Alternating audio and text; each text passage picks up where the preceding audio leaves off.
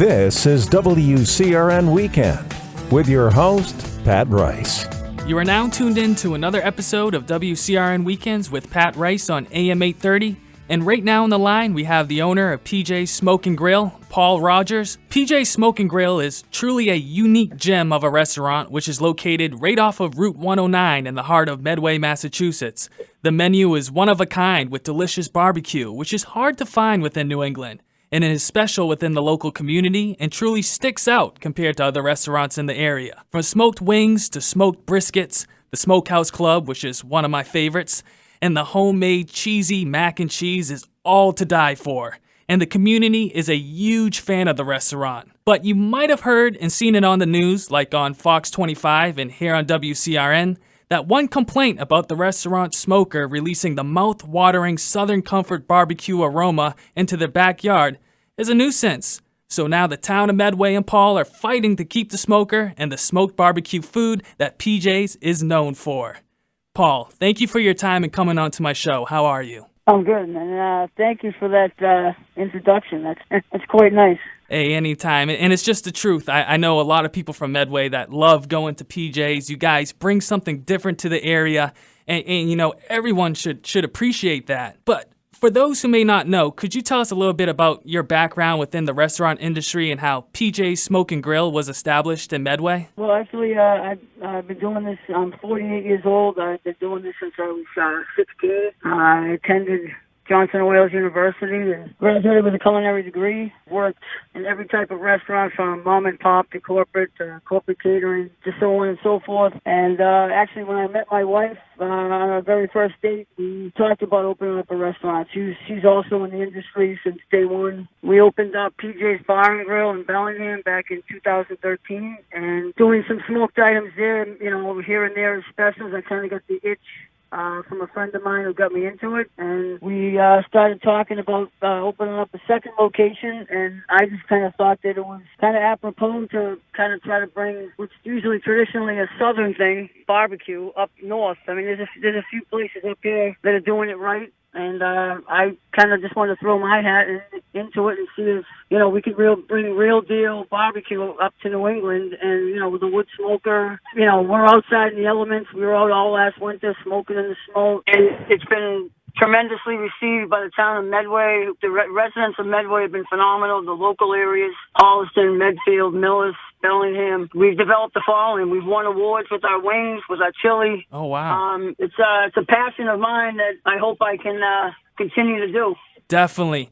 And now, what type of Southern barbecue food would you label our base PJ Smoke and Grill as? Like Texas, Carolinas? I think it's probably more Texas, you know, with the wood and the cuts of meat and the barbecue. I mean, we have Carolina barbecue. We have 4 different types of homemade barbecue sauce. But I would say predominantly what we're doing is you would find probably down in Texas. That's awesome. And it's delicious as well. And now, how long does it take to smoke some of the dishes you have on your menu? Like, how can you tell when a meat is perfectly smoked and ready for serving? Well, normally, like our smoked wings, we dry rub them. Those go for like 2.5 hours. We do something different with our pulled pork. We rub it, we smoke it for about 3 hours, and then we put it in, bring it inside the restaurant, and we mix apple juice and Coca-Cola, and we braise it in the oven for another 3 hours, just to give it a different flavor. Briskets go until they're done. Depending on the size, we cook them to 203 degrees of an internal temperature, and depending on the size of the brisket, that could take 10 hours, 12 hours, up to 14 hours. Oh, wow. So it can be quite the process. Yeah, it's a process. It's time consuming. There is some sort of a science to it. It's a lot of work. I've learned by trial and error, and I mean, we've tried smoking everything on there, from corn on the cob to cornbread to Brussels sprouts. We've really tried smoking everything. That's incredible, and it's always good to experiment with stuff like that as well. You never know; you might come up with the next big thing. Yeah, that's true. You never know. You won't know unless you try. So what did it take to install the smoker to the PJ's restaurant? Nothing. It's the smoker that we use. There's some guys up here that have, a smoker which is inside their restaurant. Ours is on a trailer. My buddy and I drove down to Georgia to pick it up last August. It was about 100 miles north of Jacksonville, and it's a quarter-inch steel cylinder, self-contained, on a trailer. The original smoker that we bought last August, we had to order a new one because the one that we had wasn't big enough, so we had to order one twice the size, because on any given day we're cooking anywhere from 300 to sometime on the weekends about 800 pounds of meat every day. Wow. And it doesn't get any more southern than that the smoker actually came from Georgia, too. That's right. It's a Lang smoker cooker, which Ben Lang, who my friend and I had the privilege of meeting him when we picked up the smoker. He was there and gave us a tour of his facility, and from soup to nuts, how it starts from just a piece of steel, how they mold it. And Ben Lang's known throughout the world for his smoker cooker. A lot of competition barbecue guys down south use them. A lot of guys you've seen on diners, drivers, and dives use them. So he's well known, and like I said, we had the privilege to meet him. He gave me the so-called $1 million handshake that now you bought a Lang, now you got to go make $1 million. So I'm trying. Hey, and that's the mentality that you should have. That's great. And now, could you tell us about the scenario, and you could even say controversy, that is surrounding PJ's due to your smoker? And all down 109, you can smell every other restaurant, like Burger King, Szechuan, the pizza place in the plaza, and so forth. So how do you feel about this? Well, evidently it's not so much the smell of the barbecue meats or the aroma that comes from the smoker as far as what's being cooked. It's evidently the one complaint was the constant smell of wood burning is the major complaint from this one individual, or as far as I know. And the problem with that is we're using this, and we're coming up into that type of season in the year. We're using the same type of wood that anybody would use in their fireplace, their wood stove. And in fact, our wood is better because I buy it from a specific guy who the wood is seasoned for at least 15 months at a time. It burns harder, it burns cleaner, it burns longer. So I'm not sure. I don't know. It's just everyone's open to an opinion, I guess. No, I agree with that, but it does seem, in a way, kind of petty, because even during the summertime, everyone has camp outs, camping fires going on, and like you said, with the winter, with the wood stoves, you can smell them driving through anyone's neighborhood. Correct. I have a fire pit in my backyard. I have another smoker at my house. So I'm not sure. There's been a bunch of things thrown out there that it goes deeper than that there's something else going on, or I don't know. I don't think we'll ever really find out the true problem or the true issue here. But it's definitely affected me personally, my wife and I, my staff. Like I said, Julie and I, it's caused friction between us. It's caused friction between the town officials. At the get-go, we're all behind us, excited about this specific spot that we're in because it kind of laid somewhat dormant for a good amount of years, and I thought we were bringing something back to this plaza, which I think everyone who knows Medway and friends of Medway, that this plaza is a lot of contention in this town about this plaza. Mm-hmm. So I thought we were bringing something good back to the town, something positive, to bring some life back to this specific spot. And, it's turned into this. And like I told the reporter from Fox 25 the other days, I'd much rather be talking to him about my brisket or my ribs or my chili than talking about this issue. And it's taken up time where I'd be better suited to be working on specials or coming up with different items. And it's just very frustrating. Very stressful. Yes, it seems to be one big distraction. And how is the town of Medway working with you, like town officials?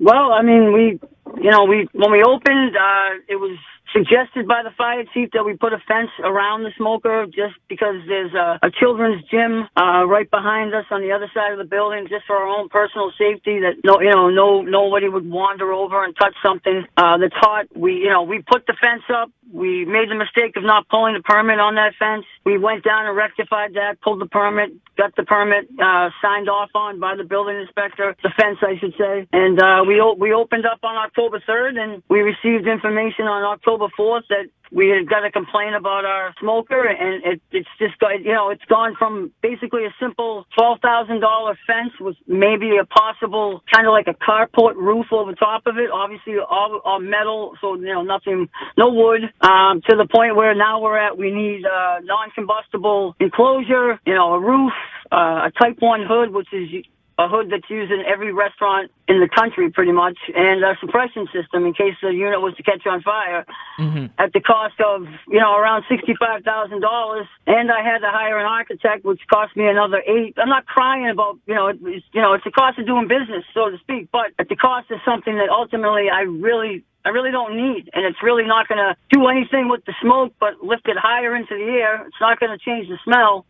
And as far as the fire suppression system goes, it's a self-contained unit of quarter-inch steel that if it does catch on fire, which it has, if it does catch on fire, it's simple human error by loading too much wood or not cleaning it. When we first started out, it did catch fire, and all you do is close the dampers on all the smokestack and the side where the firebox is, and any person who knows is when you snuff out oxygen to a fire, it goes out. And really the only thing lost is what's on the smoker, and at that point, that's my fault for not maintaining the smoker the way it should. Definitely. And so you said that someone complained right after the day you guys opened on October 4th? Yeah, we opened up on October 3rd of last year, and we received a call from the town saying that we needed to get together the following week and discuss the smoker and the smell. Wow. So I'm just recently, and I feel like a lot of people are just recently hearing about it now, so it escalated to a point where people actually want you to do something about it. So how do you plan to keep the smoker in place?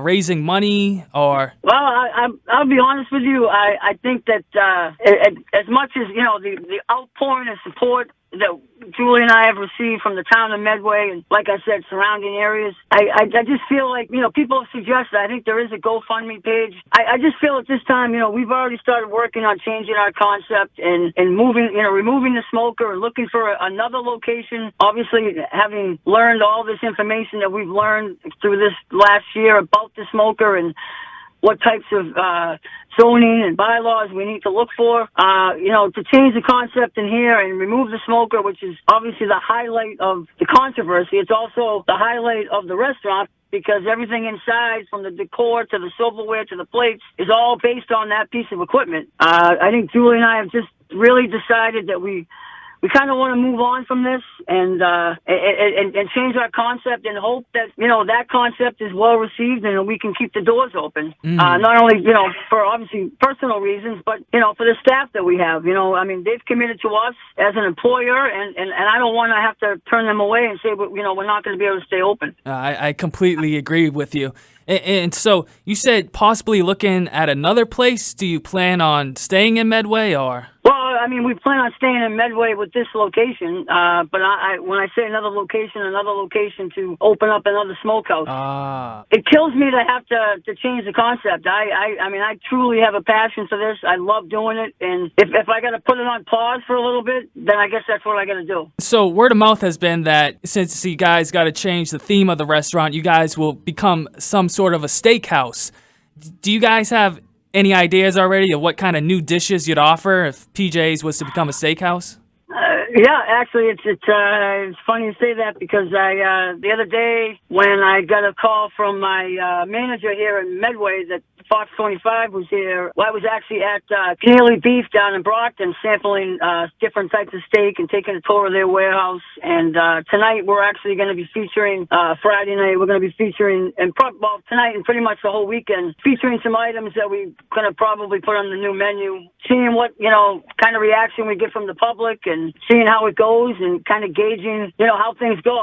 My apprehension about the steakhouse is that, when you start dealing with high-priced steak, you've got to reach your price point, and I just don't know. I'm concerned that the town of Medway, and the surrounding areas will support that, where they seem to support this concept. So it's a nervous time right now.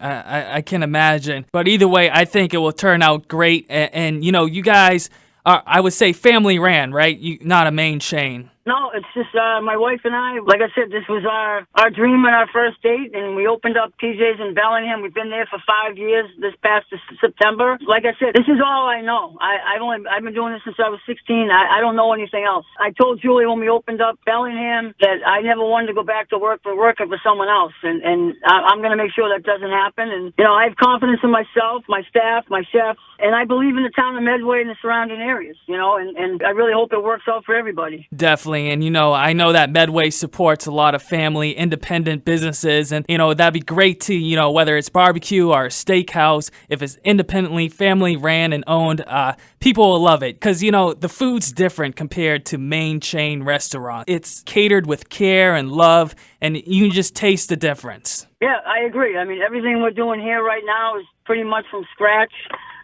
We don't buy a lot of stuff. We obviously don't have a huge commissary kitchen like a lot of these chain restaurants do. And I've got a lot of talented chefs in the back with me who are passionate about food, love food. I mean, we sit around talking about food. Just hope that, people continue to support us, no matter whether we're a steakhouse, a smokehouse, or, whatever else we might be. All right. So, Paul, just one last question. What is the key of making great and original barbecue food? In my opinion, I think it's the smoker you use, the wood you use, and just time and patience, a good rub, and I guess overall keep it simple. I mean, we don't inject our meats. It's most of our rubs are just simply salt and pepper, and we smoke at 225 to 250. Pretty much the meat speaks for itself, and I just think keep it simple, and that's really about it. Terrific. And for our listeners that may want to check out some of the new dishes that you're offering this weekend at PJ's, where can they find you guys?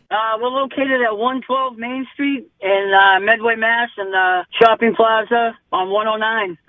Obviously, this weekend there's no construction, so you won't have to worry about the construction. So it's kind of clear sailing, and I just hope people come down and give us a shot. I mean, the smoke is still running. It's at full strength. It's going, and it'll be going until further notice as of right now. Excellent. Hey, Paul, I'd like to thank you for coming on to my show and taking out the time to talk about PJ Smoke and Grill at Medway. Thank you very much. I appreciate the opportunity. And like I said, once again, Julie and I appreciate the support and kind comments made from everyone in Medway and the surrounding areas. You heard it from Paul Rogers, the owner of PJ Smoke and Grill, located in Medway, Massachusetts, right off of 109 in the heart of town. Paul also runs another PJ brand restaurant, which is located in Bellingham. For all the finest American cuisines, you can go there and enjoy a plate, along with some sports. This has been another episode of WCRN Weekends with Pat Rice on AM 830. And now, go treat yourself to some Southern Comfort barbecue down at PJ's Smoke and Grill in Medway.